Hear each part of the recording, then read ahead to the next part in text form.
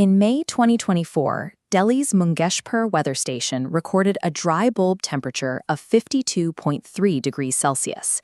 It was the highest temperature ever reliably recorded in India. But environmental epidemiologists do not look at that record as the absolute peak of human danger. In fact, relying solely on maximum dry bulb temperatures can be a misleading proxy for actual physiological stress. Civic agencies, like the India Meteorological Department, define a heat wave using strict absolute thresholds. In the plains, a heat wave is officially declared when the maximum temperature crosses 40 degrees Celsius for 2 consecutive days. Compare that to a coastal region like Chennai on a humid summer day, where the thermometer peaks at only 34 degrees Celsius. That 14-degree drop does not mean the coastal city is safer. Because of atmospheric moisture, the 34-degree day in Chennai actually exerts a higher level of severe physiological stress on the human body than a 48-degree day in the dry plains. This creates a category known as the non-heat wave day. These are days that fall below the official temperature alert threshold, prompting no emergency response, yet they still harbor extreme thermal stress. This represents a systemic oversight. By relying on absolute dry bulb thresholds, civic alerts fail to account for high humidity days that correlate with significant increases in excess mortality. Global thermal metrics, like the wet bulb globe temperature, attempt to measure human stress, but require specific variables, like solar radiation globes, that are rarely tracked by standard ground weather stations in data-scarce regions. To solve this, researchers formulated the India Heat Index, or IHI. This index leverages accurate ERA5 satellite reanalysis data, validated directly against existing ground stations. The index calculates heat stress using 4 fundamental meteorological inputs: air temperature, relative humidity, surface radiation, and wind speed. Within this equation, relative humidity functions as a primary multiplier, heavily influencing the final index value compared to dry bulb temperature alone. When atmospheric moisture is high, sweat droplets pool on the skin rather than evaporating into the saturated air. This physical barrier prevents evaporative cooling, trapping metabolic heat inside the body. In arid climates, the air is dry enough to evaporate sweat quickly. The body can maintain its core temperature much more efficiently at 45 degrees in a desert than it can at 35 degrees in a humid subtropical zone. Humidity compromises the efficiency of the human body's primary cooling system. When evaporation is suppressed, absolute temperature readings lose their predictive power over physiological stress. Because of this biological reality, thermal thresholds cannot rely on a single national baseline. They must be relative to a local population's acclimatization. This map breaks India down into 5 distinct climate zones, based on an analysis of 42 years of historical meteorological data. Using this data, researchers established a statistical definition for sweltering conditions.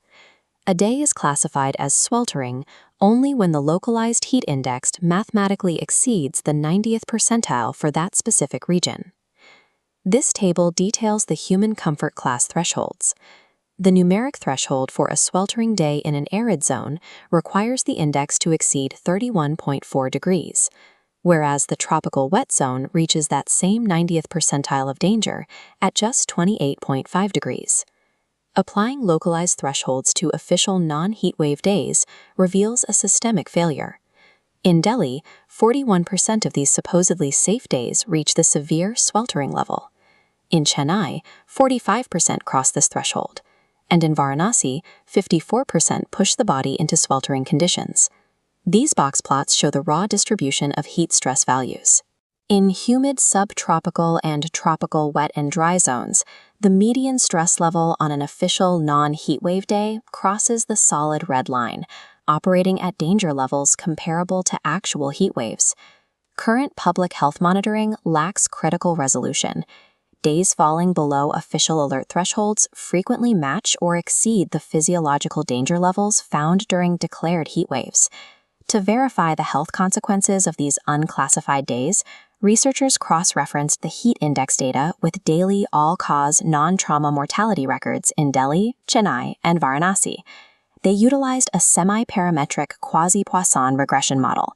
This filtered out nonlinear confounders like PM 2.5 air pollution to isolate the precise impact of heat stress on death rates. This forest plot reveals the results.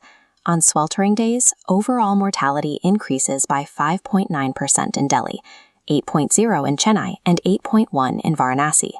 Older demographics suffer most. In Varanasi, risk for those over 64 jumps 7.5% per unit rise in the heat index. These percentages represent a direct, predictable correlation between high humidity weather that falls below the official radar and measurable spikes in mortality. Consider a 10-day operational scenario. For the first 3 days, the dry bulb temperature crosses 40 degrees, triggering official civic alerts and mobilizing medical resources. On day 4, a weather front drops the absolute temperature to 38 degrees. The civic alert stands down. But simultaneously, that weather front causes relative humidity to rise. A true physiological tracking system would recognize that the danger is sustained, keeping the medical alert active even as the official meteorological alert turns green. This matters because of the distributed lag effect. Sustained exposure to high humidity without cooling relief builds an accumulated physiological debt in the human body over 3 to 6 days. This lag effect results in a delayed mortality spike. Heart attacks and renal failures hit the hospitals precisely when civic planners believe the danger has passed. To save lives in a warming world, climate adaptation policy must abandon absolute meteorological thresholds. We must adopt localized, percentile-based physiological indices that track the stress on the body, not just the heat in the air.